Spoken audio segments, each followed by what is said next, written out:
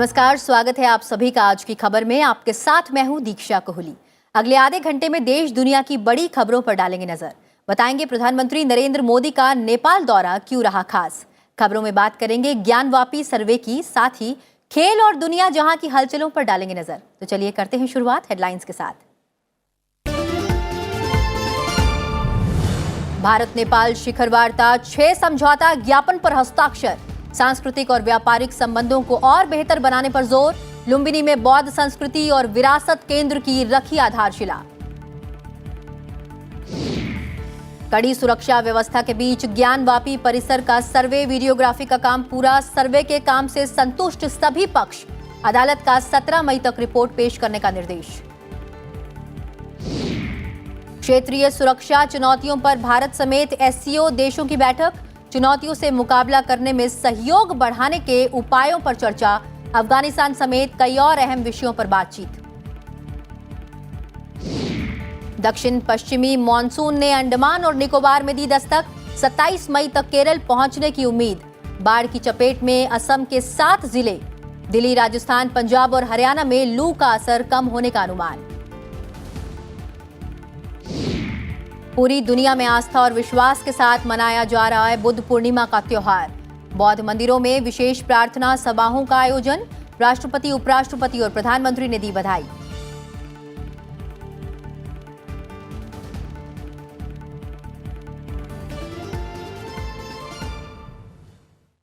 और हेडलाइंस के बाद अब एक नजर उन खबरों पर जो आज सुर्खियों में रही। त्रिपुरा में माणिक साहा की अगुवाई वाली नई सरकार में सत्तारूढ़ बीजेपी के 9 और आईपीएफटी के 2 विधायकों ने कैबिनेट मंत्री के रूप में शपथ ली। राज्यपाल एसएन आर्य ने राजभवन में नवनियुक्त मंत्रियों को पद एवं गोपनीयता की शपथ दिलाई। सुप्रीम कोर्ट ने इलाहाबाद हाई कोर्ट में अपीलों के लंबित रहने का संज्ञान लिया है। अदालत ने उच्च न्यायालय के महापंजीयक को वहां आपराधिक अपीलों को सूचीबद्ध करने के लिए अपनाई जाने वाली सामान्य प्रक्रिया की जानकारी देने के निर्देश दिए हैं, खासतौर पर उन मामलों में जिनमें अपीलकर्ता उम्र कैद की सजा काट रहे हों।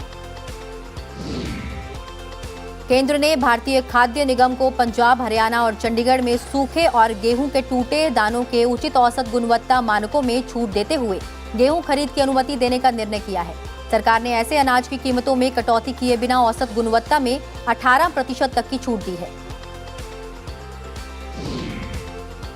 दवा फर्म बायोलॉजिकल ई लिमिटेड ने अपनी कोविड-19 वैक्सीन कार्बोवैक्स की कीमत 840 रुपए से घटाकर 250 रुपए कर दी है। इस कीमत में जीएसटी शामिल है। कंपनी ने एक बयान में कहा कि उपयोगकर्ताओं को अब टैक्स और टीका लगाने के शुल्क सहित प्रति खुराक 400 रुपए का भुगतान करना होगा। देश में पिछले 24 घंटों के दौरान कोविड-19 के 2202 नए मामले सामने आए हैं। कोविड-19 के उपचाराधीन मरीजों की संख्या घटकर 17,317 रह गई है, जो कुल मामलों का 0.04% है। मरीजों के ठीक होने की राष्ट्रीय दर 98.74% है। विमान ईंधन की कीमतों में 5.3% की बढ़ोतरी हुई है। ये इस साल की 10वीं वृद्धि है। वैश्विक ऊर्जा कीमतों में जोरदार तेजी के कारण विमान ईंधन की कीमत उच्चतम स्तर पर है। विमान ईंधन की कीमतों में इस साल ये 10वीं वृद्धि है। जलवायु परिवर्तन से निपटने के लिए कम कार्बन उत्सर्जन वाली प्रौद्योगिकी महत्वपूर्ण है। विश्व आर्थिक मंचन ने श्वेत पत्र जारी कर इस पर जोर दिया है। एलसीईटी नीति पर प्रभाव को लेकर जारी एक नए सूचक में कहा गया है कि यूरोपीय संघ, अमेरिका, चीन, जापान, सऊदी अरब, संयुक्त अरब अमीरात और ब्रिटेन जैसे 7 देश ग्रीन हाउस गैसों के उत्सर्जन में करीब 50% के लिए संयुक्त रूप से जिम्मेदार हैं। न्यूजीलैंड सरकार ने ग्रीन हाउस गैसों के उत्सर्जन में कमी लाने की अपनी व्यापक योजना के तहत निम्न आय वाले परिवारों के लिए नई कार खरीदने के लिए आर्थिक मदद देने का फैसला किया है। इस कार्यक्रम पर 35.7 करोड़ अमेरिकी डॉलर खर्च करने की योजना है।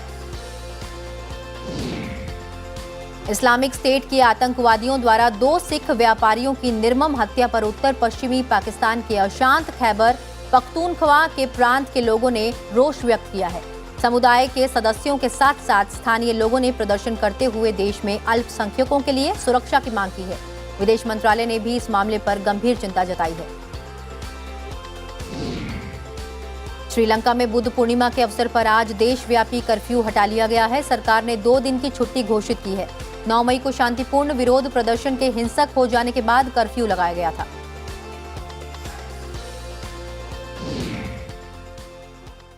और अब खबरें विस्तार से। प्रधानमंत्री नरेंद्र मोदी ने गौतम बुद्ध की जन्मस्थली लुम्बिनी में नेपाल के समकक्ष शेर बहादुर देउबा के साथ द्विपक्षीय वार्ता की। दोनों नेताओं ने बहुआयामी द्विपक्षीय साझेदारी में नए क्षेत्रों को तलाशने और मौजूदा सहयोग को मजबूत करने के तरीकों पर चर्चा की।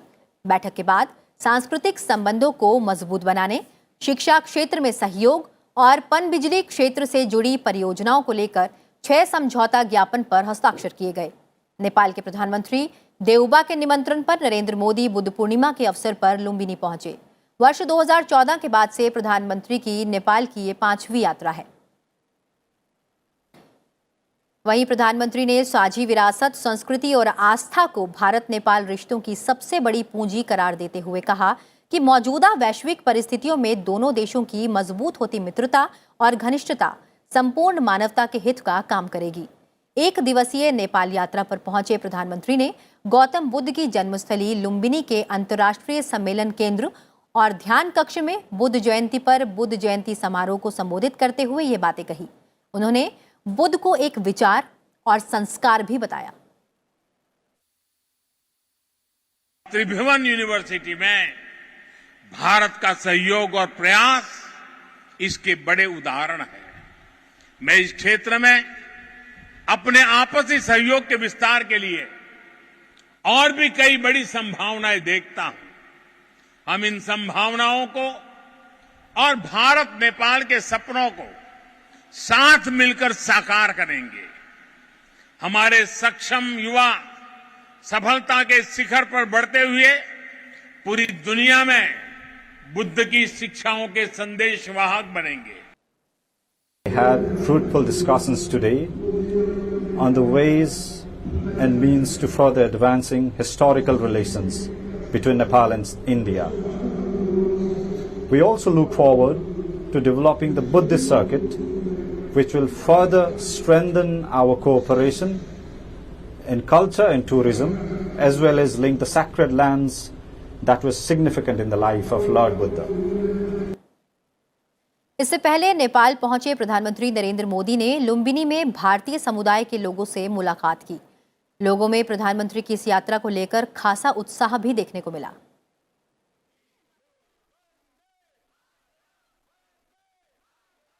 वहीं प्रधानमंत्री नरेंद्र मोदी ने नेपाली समकक्ष शेर बहादुर देउबा के साथ लुम्बिनी बौद्ध विहार क्षेत्र में India international centre for Buddha culture and heritage के निर्माण कार्य की आधारशिला भी रखी। इस केंद्र का निर्माण भारत स्थित अंतर्राष्ट्रीय बौद्ध परिसंघ कर रहा है। इसके लिए आईबीसी को लुम्बिनी विकास ट्रस्ट द्वारा एक भूखंड आवंटित किया गया है। इस संदर्भ में आईबीसी और लुम्बिनी विकास ट्रस्ट के बीच मार्च 2022 में एक समझौता ज्ञापन पर हस्ताक्षर हुए थे। शिलान्यास समारोह के बाद दोनों प्रधानमंत्रियों ने केंद्र के एक मॉडल का भी अनावरण किया। शिलान्यास के लिए पूजा अर्चना 3 प्रमुख बौद्ध परंपराओं थेरवाद, महायान और वज्रयान से संबद्ध भिक्षुकों ने की। निर्माण का कार्य पूरा हो जाने के बाद यह विश्व स्तरीय सुविधाओं वाला केंद्र बन जाएगा। यहाँ दुनिया भर से आने वाले श्रद्धालु और पर्यटक बौद्ध धर्म के आध्यात्मिक ज्ञान का आनंद ले सकेंगे। प्रधानमंत्री नरेंद्र मोदी ने बुद्ध पूर्णिमा के अवसर पर यहां स्थित माया देवी मंदिर में पूजा अर्चना की। गौतम बुद्ध की जन्मस्थली लुम्बिनी में स्थित इस ऐतिहासिक मंदिर के दौरे पर प्रधानमंत्री के साथ उनके नेपाली समकक्ष शेर बहादुर देउबा भी थे। नेपाल की 1 दिवसीय यात्रा के पहले पड़ाव पर प्रधानमंत्री ने माया देवी मंदिर का दौरा किया। दोनों नेताओं ने मंदिर परिसर के अंदर स्थित पारंपरिक रूप से गौतम बुद्ध का जन्म स्थान माने जाने वाले मार्कर स्टोन पर श्रद्धा सुमन अर्पित किए। बौद्ध विधि विधान से हुई पूजा में दोनों नेताओं ने हिस्सा लिया। दोनों प्रधानमंत्रियों ने मंदिर के निकट स्थित अशोक स्तंभ पर दिए भी जलाए। इसके बाद दोनों नेताओं ने बोधि वृक्ष के एक पौधे को पानी दिया। बोध गया से लाया गया ये पौधा नरेंद्र मोदी ने वर्ष 2014 में लुम्बिनी को भेंट किया था। प्रधानमंत्री नरेंद्र मोदी ने यहां आगंतुक पुस्तिका पर हस्ताक्षर भी किए। प्रधानमंत्री नरेंद्र मोदी ने बुद्ध पूर्णिमा के मौके पर कुशीनगर स्थित महापरिनिर्वाण मंदिर में दर्शन पूजन करने भी पहुंचे। नेपाल के लुम्बिनी से लौटे प्रधानमंत्री सड़क मार्ग से महापरिनिर्वाण मंदिर पहुंचे और वहां भगवान बुद्ध की शयन मुद्रा की प्रतिमा का दर्शन पूजन किया। प्रधानमंत्री ने भगवान बुद्ध की प्रतिमा पर चीवर वस्त्र अर्पित किया। इस दौरान मंदिर के पुजारियों ने प्रधानमंत्री को भगवान बुद्ध की प्रतिमा भी भेंट की।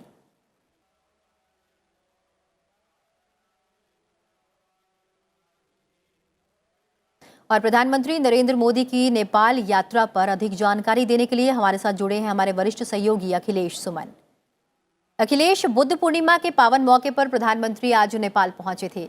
इस बीच भारत नेपाल की द्विपक्षीय वार्ता भी हुई और करीब 6 समझौतों पर हस्ताक्षर भी हुए। इसके बाद लुम्बिनी में जो एक कार्यक्रम आयोजित किया गया था, वहां पर नेपाल के प्रधानमंत्री ने कहा कि भारत और नेपाल के कूटनीतिक संबंधों के 75 साल भी पूरे हो रहे हैं। इसका जिक्र उन्होंने किया। क्या लगता है अखिलेश, भारत और नेपाल के सांस्कृतिक और व्यावसायिक रिश्तों को कितनी और मजबूती देंगे आज के हुए ये 6 समझौते?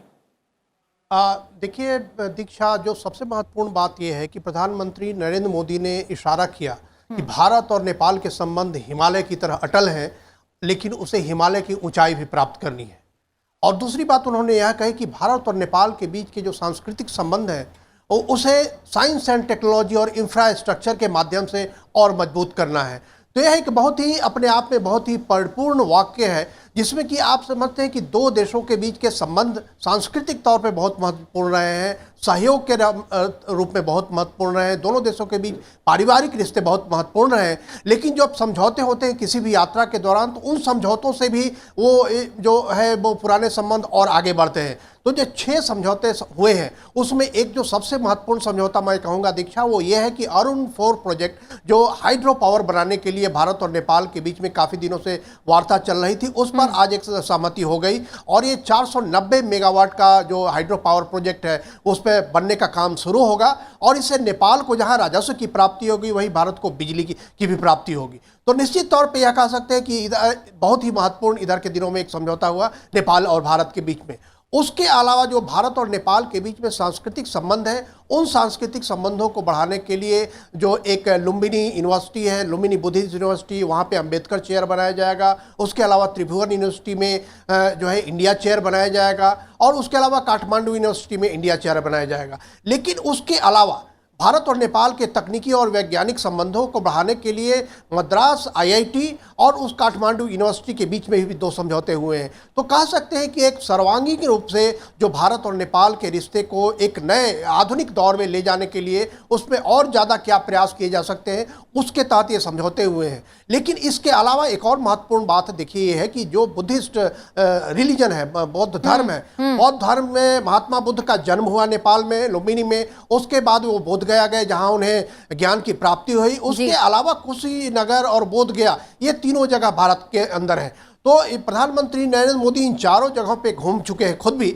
और इसके बाद जो बुद्धिस्ट डिप्लोमेसी है, जिसमें कि चीन की कोशिश लगातार रहती है कि बुद्धिस्ट डिप्लोमेसी के माध्यम से नेपाल को प्रभावित करे, तो उसके माध्यम से जो प्रधानमंत्री नरेंद्र मोदी की इस यात्रा के माध्यम से एक संदेश देने की कोशिश हुई है। और प्रधानमंत्री नरेंद्र मोदी ने आज नेपाली में बोला और हिंदी में बोला और उसके बाद पाली में भी उन्होंने बोला।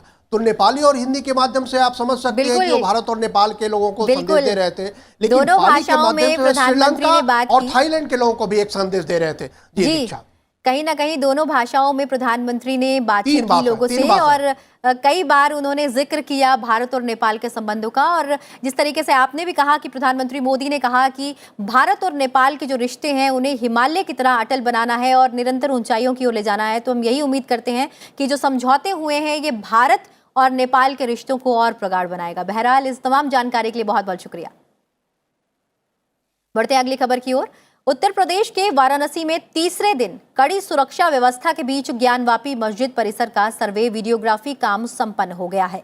2 घंटे 15 मिनट से अधिक समय तक सर्वे करने के बाद अदालत की तरफ से गठित आयोग ने सुबह करीब 10:15 पर अपना काम खत्म कर दिया। सर्वे कार्य से सभी पक्ष संतुष्ट थे। ज्ञानवापी मस्जिद प्रतिष्ठित काशी विश्वनाथ मंदिर के करीब स्थित है। इस बीच वाराणसी जिले की एक अदालत ने जिला प्रशासन को ज्ञानवापी मस्जिद परिसर के उस हिस्से को सील करने का निर्देश दिया जहां शिवलिंग मिलने का दावा किया गया है। अदालत ने संपूर्ण परिसर की वीडियोग्राफी कर 17 मई तक रिपोर्ट पेश करने के निर्देश भी दिए हैं। कांग्रेस नेता राहुल गांधी ने कहा है कि उनकी पार्टी लोगों को जोड़ती है। बांसवाड़ा के ग्राम कराना में एक सभा को संबोधित करते हुए उन्होंने ये बात कही। उन्होंने कहा कि कांग्रेस एक ऐसा हिंदुस्तान चाहती है जिसमें हर व्यक्ति को अपना सपना पूरा करने का मौका मिले। रैली का आयोजन आदिवासियों के तीर्थ स्थल बेणेश्वर धाम के पास किया गया। बेणेश्वर धाम 3 नदियों सोम, माही और जाखम के संगम पर है और बांसवाड़ा डूंगरपुर सीमा पर स्थित है। हम दो हिंदुस्तान नहीं चाहते, हम एक हिंदुस्तान चाहते हैं। एक हिंदुस्तान में हर एक व्यक्ति को अपना सपना पूरा करने का मौका मिलना चाहिए। भाई और बहनों, यही लड़ाई है। भारत, पाकिस्तान और शंघाई सहयोग संगठन के आतंकवाद रोधी विशेषज्ञों ने दिल्ली की मेजबानी में आयोजित बैठक में विभिन्न क्षेत्रीय सुरक्षा चुनौतियों से मुकाबला करने में सहयोग बढ़ाने के उपायों पर चर्चा की। ये बैठक एससीओ के आतंकवाद रोधी क्षेत्रीय ढांचे के तहत आयोजित की गई। बैठक में अफगानिस्तान की स्थिति पर मुख्य रूप से ध्यान केंद्रित किया गया, जिसमें तालिबान शासित देश में सक्रिय आतंकी संगठनों से निपटने से जुड़े खतरे शामिल हैं। पाकिस्तान ने बैठक में हिस्सा लेने के लिए 3 सदस्यीय एक दल भेजा है। भारत ने 28 अक्टूबर को 1 साल की अवधि के लिए एससीओ आरएसटीएस परिषद की अध्यक्षता संभाली थी। एससीओ एक प्रभावशाली आर्थिक और सुरक्षा समूह है जो एक प्रमुख अंतर्राष्ट्रीय संगठन के रूप में उभरा है। वहीं हिंदी समाचार के इस बुलेटिन आज की खबर को आप टेलीविजन के अलावा सनसद टीवी के सोशल मीडिया प्लेटफॉर्म्स पर भी देख सकते हैं। आपकी जानकारी के लिए बता दें कि ये बुलेटिन सनसद टीवी के यूट्यूब और फेसबुक पर भी उपलब्ध है। साथ ही आप सनसद टीवी को कू ऐप, ट्विटर और इंस्टाग्राम पर भी फॉलो कर सकते हैं। आप यहां पर अपने सुझाव भी दे सकते हैं। और आज की खबर में फिलहाल वक्त हो चला एक छोटे से ब्रेक का। ब्रेक के बाद खबरें राज्यों से जुड़ी हुई और साथ ही आपको बताएंगे अंतर्राष्ट्रीय खबरें भी। आप बने रहिए सनसद टीवी के साथ।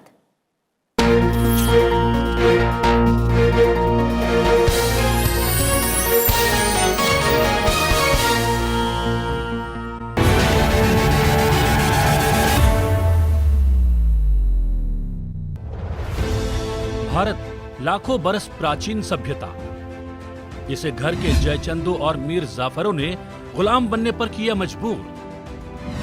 देशभक्तों ने अपनी जान न्यौछावर करके भारत को करवाया आजाद और भारत को प्रेम करने वाले देश प्रेमियों ने किया नव भारत का निर्माण। नव भारत के निर्माता सिर्फ सनसद टीवी पर।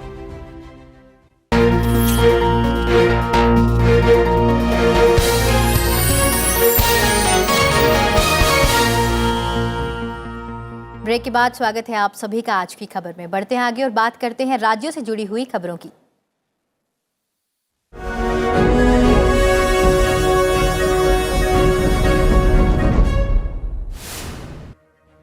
जेडीयू ने बिहार में राज्यसभा उपचुनाव के लिए अनिल हेगड़े को अपना उम्मीदवार घोषित किया है।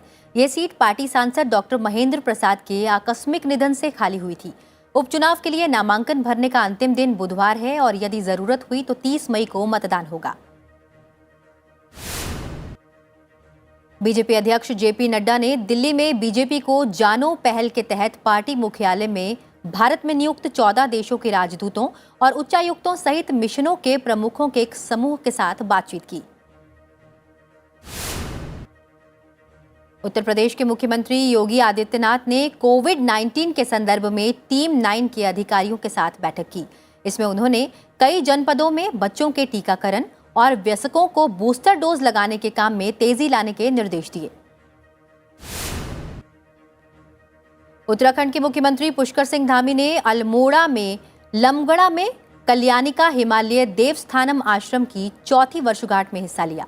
उन्होंने कहा कि पहले काशी विश्वनाथ जाने के लिए रास्ता नहीं था, लेकिन आज वहां जाने के लिए कॉरिडोर बन गया है। मध्य प्रदेश के मुख्यमंत्री शिवराज सिंह चौहान ने भोपाल में संबल 2.0 पोर्टल का शुभारंभ किया। इस मौके पर मुख्यमंत्री ने अनुग्रह राशि का वितरण किया, साथ ही वीडियो कॉन्फ्रेंसिंग के माध्यम से लाभार्थियों से संवाद किया।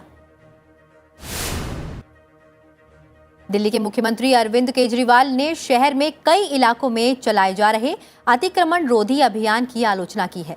इस मामले में पार्टी विधायकों के साथ बैठक में उन्होंने अतिक्रमण रोधी अभियान का विरोध करते हुए कहा कि अपनी ताकत का गलत इस्तेमाल करना सही नहीं है। बुद्ध पूर्णिमा के अवसर पर बिहार के मुख्यमंत्री नीतीश कुमार पटना के बुद्धा स्मृति पार्क पहुंचे। यहां उन्होंने बोधि वृक्ष को पानी भी दिया। उन्होंने कहा कि यहां बच्चों के म्यूजियम भी तैयार किए जाने चाहिए, जिसमें भगवान बुद्ध के बारे में सभी जानकारियां उपलब्ध कराई गई हैं। हिमाचल प्रदेश के मुख्यमंत्री जयराम ठाकुर मशोबरा के नजदीक सीपुर में सीपुर मेले के समापन समारोह में शामिल हुए। इस मौके पर उन्होंने शिमला में एक आयुर्वेदिक औषधालय खोलने का ऐलान किया। साथ ही मशोबरा सीतापुर देवी मार्ग को पक्का करने की भी बात कही। अरुणाचल प्रदेश में बारिश के कारण हुए भूस्खलन में 4 लोगों की मौत हो गई। भूस्खलन की चपेट में आने से मिट्टी का बना एक मकान ध्वस्त हो गया, जिससे उसमें रहने वाले 2 लोगों की मौत हो गई। वहीं एक महिला अब भी मलबे में फंसी हुई है।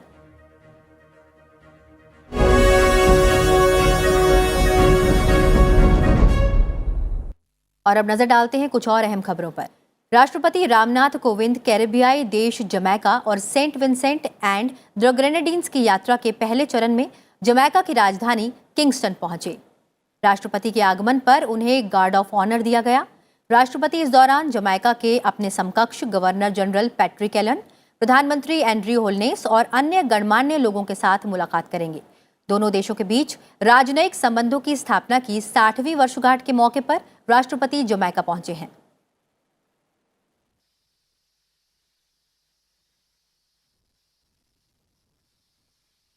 समूचा उत्तर भारत इस समय भीषण गर्मी की चपेट में है। दिल्ली में पारा 49 डिग्री के पार पहुंच चुका है। आपकी जानकारी के लिए बता दें कि इस बीच राहत की बात यह है कि कल से राजस्थान, पंजाब, हरियाणा और दिल्ली में लू का असर नहीं दिखेगा। इन राज्यों में तापमान में 3 से 5 डिग्री की गिरावट शुरू हो गई है। इन क्षेत्रों के लिए जारी रेड और ऑरेंज अलर्ट को येलो अलर्ट में तब्दील किया गया है। दक्षिण पश्चिम मॉनसून ने अंडमान और निकोबार द्वीप समूह में दस्तक दी है, जो अगले 4 महीने लंबी चलने वाली मौसमी बारिश की शुरुआत का संकेत है। मौसम विभाग ने ये जानकारी दी। आईएमडी के मुताबिक अंडमान और निकोबार द्वीप समूह और आसपास के इलाकों में दक्षिण पश्चिमी हवाओं के मजबूत होने के कारण बारिश हो रही है। दक्षिण पश्चिम मॉनसून के अगले 2-3 दिनों के दौरान दक्षिण बंगाल की खाड़ी के कुछ और हिस्सों, पूरे अंडमान द्वीप समूह के अलावा पूर्व मध्य बंगाल की खाड़ी के कुछ हिस्सों में आगे बढ़ने के लिए अनुकूल परिस्थितियां हैं। अगले 5 दिनों के दौरान लक्षद्वीप और उत्तरी तमिलनाडु तट पर चक्रवाती परिसंचलन की उपस्थिति के चलते केरल, तटीय और दक्षिण कर्नाटक के अलग अलग हिस्सों में गरज या तेज हवाओं के साथ व्यापक वर्षा होने की उम्मीद है। तमिलनाडु में बुधवार तक और अगले 2 दिनों में लक्षद्वीप क्षेत्र में भारी बारिश की संभावना है। दक्षिण पश्चिम मॉनसून के 27 मई तक केरल पहुंचने की उम्मीद है, जो कि 1 जून की अपनी सामान्य शुरुआत की तारीख से 5 दिन पहले है। असम में पूर्वोत्तर सीमांत रेलवे के लुमडिंग मंडल में बाढ़ की स्थिति से निपटने के लिए भारतीय वायुसेना, राष्ट्रीय संकट मोचन बल और असम राइफल्स की टीमों को राहत कार्यों में लगाया गया है। बारिश और भूस्खलन के कारण दीमा हसाओ जिले के अधिकतर इलाकों में जनजीवन अस्त व्यस्त हो गया है। 1000 से अधिक फंसे हुए रेल यात्रियों को सुरक्षित स्थानों पर पहुंचाया गया है। पर्वतीय लुमडिंग बदरपुर रेल खंड और आसपास के इलाकों में भूस्खलन से रेल सेवाएं प्रभावित हुई हैं। कई घरों को भी नुकसान पहुंचा है। असम में बाढ़ से 7 जिलों में लगभग 57,000 लोग प्रभावित हुए हैं, जबकि 4,000 से ज्यादा लोग राहत शिविरों में शरण लिए हुए हैं। वहीं कर्नाटक के कई इलाकों में झमाझम बारिश से मौसम सुहाना हो गया है। मौसम विभाग के मुताबिक बेंगलुरु सहित कई इलाकों में आज बादल छाए रहने के साथ हल्की बारिश होगी। और अब खबरें अंतर्राष्ट्रीय जगत से।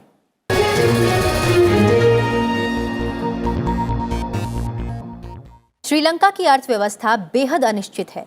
हालांकि पूर्व सरकार के बजट में SLR 2.3 ट्रिलियन, SLR 1.6 ट्रिलियन का राजस्व इस वर्ष के राजस्व का वास्तविक अनुमान है। श्रीलंका के प्रधानमंत्री रानिल विक्रमसिंघे ने यह बात कही है। उन्होंने कहा कि कैबिनेट ने ट्रेजरी बिल जारी करने की स्वीकृत सीमा को 3,000 बिलियन से बढ़ाकर 4,000 बिलियन करने के लिए संसद में एक प्रस्ताव पेश करने का निर्णय लिया है। इस बीच श्रीलंका में पुलिस पर पिछले हफ्ते शांतिपूर्ण प्रदर्शन कर रहे लोगों पर किए गए हमलों में शामिल राजपक्षे परिवार के वफादारों को गिरफ्तार करने का दबाव बनाया गया। पुलिस ने कर्फ्यू के उल्लंघन, जनता पर हमला करने और सार्वजनिक और निजी संपत्ति को नुकसान पहुंचाने के आरोप में 9 मई के बाद से करीब 230 लोगों को गिरफ्तार किया है। इस बीच श्रीलंका में अब भी लोगों को भारी परेशानी का सामना करना पड़ रहा है। रविवार को हुई नई सरकार की पहली मंत्रिमंडल बैठक में ईंधन के आयात पर खास ध्यान दिया गया। वहीं रूस के बलों ने यूक्रेन में अपने हमले पूर्वी हिस्से में दोनेत्स्क क्षेत्र में केंद्रित किए हैं। कई शहरों में असैन्य और सैन्य प्रतिष्ठानों को निशाना भी बनाया गया है। यूक्रेन के सशस्त्र बलों के जनरल स्टाफ ने कहा कि रूस ने मारियुपोल में अंजोवत्सल संयंत्र के आसपास हवाई हमले में तोप से गोलाबारी जारी रखी है। ये सामरिक रूप से अहम शहर में यूक्रेन के कब्जे वाला अंतिम स्थान है। रूसी बल दूसरे सबसे बड़े शहर खार्किव में अब अपनी स्थिति बनाए रखने और सीमा की ओर हमारे बलों को बढ़ने से रोकने पर तवज्जो दे रहे हैं। बुद्ध पूर्णिमा का त्योहार दुनिया भर में पूरी आस्था और विश्वास के साथ मनाया जा रहा है। इस मौके पर राष्ट्रपति, उपराष्ट्रपति और प्रधानमंत्री ने संपूर्ण देशवासियों को बधाई दी है। पावन दिवस भगवान बुद्ध के जन्म बोधगया में महाबोधि वृक्ष के नीचे बोधि प्राप्ति और कुशीनगर में महापरिनिर्वाण से जुड़ा है। वैशाख पूर्णिमा का दिन बौद्ध धर्मावलंबियों के लिए विशेष महत्व का दिन है। इस अवसर पर भारत के अलावा नेपाल, भूटान, म्यांमार, थाईलैंड, तिब्बत, चीन, Korea, Laos, Vietnam, Mongolia, Cambodia, Singapore, Indonesia और श्रीलंका में विशेष समारोहों का आयोजन होता है। वहीं बुद्ध पूर्णिमा के अवसर पर हजारों श्रद्धालुओं ने गंगा नदी में डुबकी लगाई। चलते चलते आपको छोड़ जाते हैं इसकी तस्वीरों के साथ। फिलहाल मुझे दीजिए इजाजत और आप बने रहिए सनसद टीवी के साथ। नमस्कार।